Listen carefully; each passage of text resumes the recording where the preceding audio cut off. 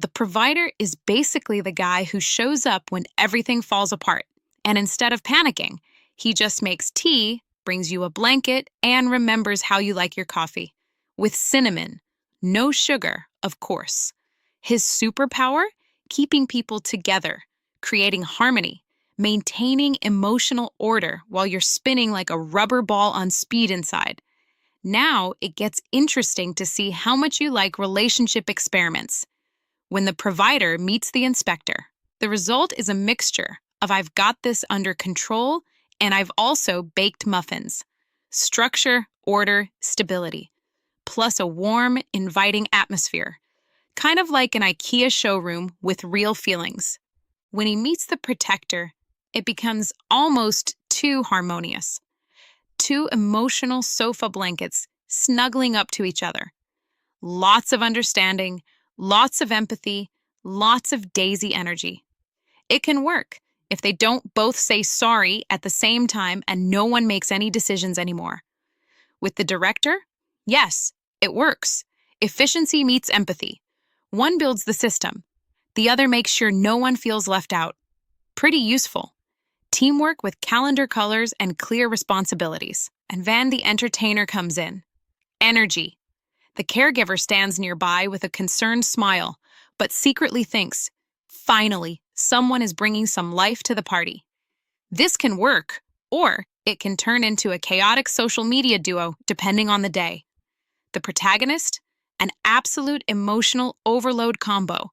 Emotion meets emotion, responsibility meets care. Both trying to save the other at the same time. Super cute, or toxic. 50-50 chance, like Russian roulette with cozy blankets. But hey, not everything is cotton candy and hugs. The logician comes in, cold, rational, thinking in if-then loops, and the provider just wants to know how his day was. Spoiler, the logician says, good, and thinks about quantum physics. Then there are no sparks flying, but emotional atomic bombs. And the inventor? He comes up with 17 ideas at once, talks in metaphors, builds thought constructs out of light and chaos, while the provider just wants the fridge not to be empty again after 3 days. Two completely different universes. And yes, they clash with noise. The provider is like emotional Wi-Fi. You only notice it when it's gone, and then suddenly nothing works anymore. This guy wants harmony, structure, clear values, and yes, maybe a weekly brunch too. If you're into clarity, care, and interpersonal warmth, inspector, protector, director, entertainer, protagonist, you'll get a real team player with heart and a calendar app. Professionally, the provider is the type who not only wants the project plan to work, he also wants everyone involved to feel loved. He makes sure that everything runs smoothly, that everyone has enough coffee, that no one cries, except perhaps out of emotion, and that the chaos fits neatly into color-coded Excel spreadsheets. That's why you'll find providers in high-profile positions where leadership with a feel-good factor is key. Hospital directors who not only know the operating schedules, but also the nursing staff's favorite songs.